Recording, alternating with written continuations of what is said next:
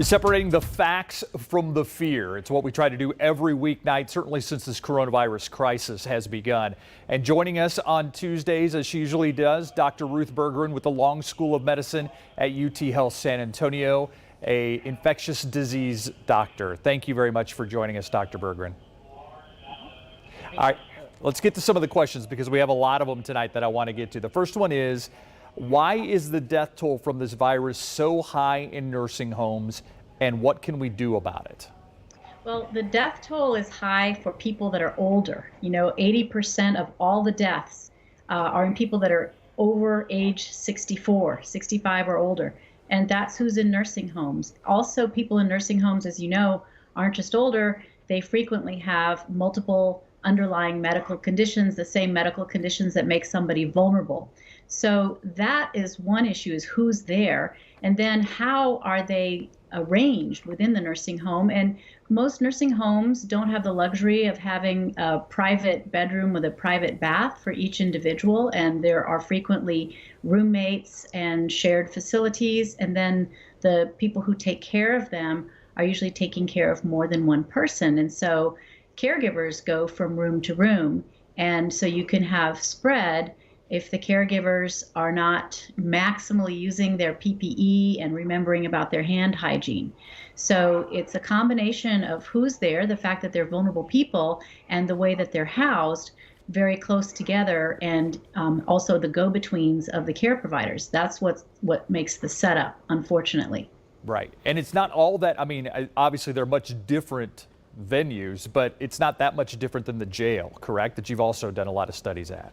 Exactly right, and the jail is even more complex because there you don't just have a couple of people as roommates, you have entire pods where people are basically in bunk beds, and it can be pretty hard to spread those apart because some parts of the jail may not be ready to accommodate all of those people, and folks have been working terribly hard at the Bexar County Jail to make room to accommodate folks so you can spread the beds apart and at least give the physical distancing. As you know, other measures have been taken as well. Yeah. All right. There's been a lot of speculation about the fact we may need to use mail-in ballots, mail-in votes come up certainly in July, maybe by November. So that's this next question. With the state reopening, will it be safe to vote in person during both the July runoff and the November general election? So I don't think it would be very wise. I vote regularly, and I stand in line with everybody else. And I think that sometimes the lines are long. It can be hot outside, and it's going to be very hard to keep people 6 feet apart. And then you have the fact that the voting booths themselves are high-touch areas. How are you going to handle that? Voters themselves are not necessarily 6 feet apart when they're in the booths. There's a short divider between you and the next person over, but you're certainly not 6 feet apart. So I think that without a major overhaul of the setup, it's going to be very hard to do that safely. And I really think that mail-in voting would be a very appropriate adaptation to this situation. It makes a lot of sense to me. Great. All right, next question. I was sick for about a week with possible COVID-19 symptoms, before stay-at-home orders began. I have been fine since I got better, but I'm wondering if it would be necessary or beneficial to get an antibody test. So first of all, let's celebrate the fact that you got better. That's wonderful news. We don't know, however, that you had COVID. You could have had another respiratory virus, and there are a number of them out there that could look like COVID or feel like COVID is described to be. So we don't know, and an antibody could shed some light. The question is which antibody test. There are about 50 of them out there. A lot of them haven't really gone through the rigorous FDA approval process for emergency use authorization, but there are some that are better than others. And we are getting some really good ones coming to San Antonio in the not too distant future. And that would be of interest. But let me just say this. Let's say you go get one of those really good antibody tests and it's positive. Now, could I tell you you're free to go about your business, throw away your mask, and act like COVID never happened? That would be premature because we don't have enough information yet about how high your antibody titer has to be, which kind of antibodies are protective, and very importantly, how long is that antibody protection going to last? And we would hope, based on what we know from SARS, that your antibodies would last 2 to 3 years, carry you through to when we have a vaccine, but we can't prove it. So what would it mean for you? If you had a really high antibody titer, maybe you could be a convalescent plasma donor. That would be useful. And it might give you some reassurance if you're someone who's feeling really anxious about going about your business and working in the world. Maybe you'd feel better to know that you had antibodies, but nobody, not Dr. Fauci, could come to you and say, you're good to go, you're certified immune to COVID. We will know that sort of thing in the future. How soon, I don't know, but certainly in the next couple of years, we're going to know this.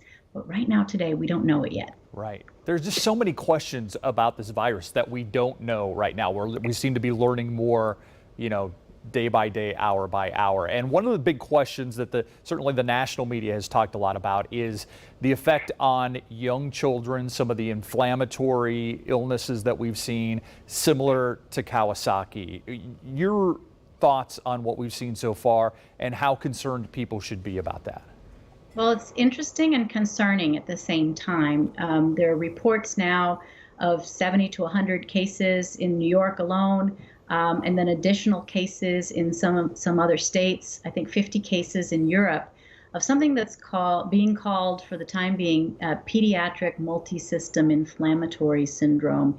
And this is a syndrome that comes on with a high fever, rash, red eyes, possibly redness in the mouth and the throat, and then a surge of inflammation throughout the body. Some people have gotten quite sick, needed to be on a ventilator, and inflammation of the arteries in the heart. And so this resembles, in some ways, a disease called Kawasaki's, which we've been puzzled about for decades. We've been hunting for the cause of Kawasaki's disease for many, many years. They're not exactly the same, but this syndrome seems to be associated with COVID, and it seems to resemble Kawasaki's, but they are two different entities. What does it mean for us? First of all, I think people need to recognize that children are not immune from getting very sick with COVID. However, this is rare, so people shouldn't be terrified. But if your child develops a fever, abdominal pains, some GI symptoms, gastrointestinal symptoms, you shouldn't blow those off as being just some pediatric illness that's going to go away. If it's a high fever, if it lasts for more than a day, you should be calling your pediatrician. I know folks have been wanting to stay home and not rush to the hospital, not call the doctor because of COVID, but these are some symptoms that should make parents pause and take seriously and seek medical advice, because it could be something more serious, but right. Not common. Serious, but uncommon. Right, not that common. And so I always like to give you the last word, and I want to do it tonight. What is on your mind? What should our viewers know tonight? So, we've gotten to where I would say comfortably 3 out of our 4 progress indicators are met. We're there with the contact tracing, the reduction in cases, hospitals aren't stressed. And very soon, we're going to meet the metric of being able to test 3,000 people a day. We're pretty close to it, I think, even by the end of this week. So that's happy news. But that doesn't mean everything's over and you go back to life as normal. You have to continue to be careful. And as places of worship are now being opened up, I want people to be especially thoughtful about who it is that we're trying to protect. And the elderly, I think, need to be very foremost in our minds. People that are over the age of 65, wear your mask for them. Think carefully about how you can protect these people. Are you able to go grocery shopping? That's one of the reasons that older folks leave their homes right now. I speak to patients, and I know that a lot of them are being very careful in every way, but they still leave their homes to go out and go grocery shopping. So let's use our asymptomatic testing opportunity wisely and not just go get tested for the fun of it, but think about who should be getting tested. And people who are medically vulnerable older people, and most especially those who interact on a regular basis with older people, should be getting tested so that they can protect others. Yeah, love it. Dr. Ruth Berggren, thank you for your time. Happy to be here. All right, we'll be right back.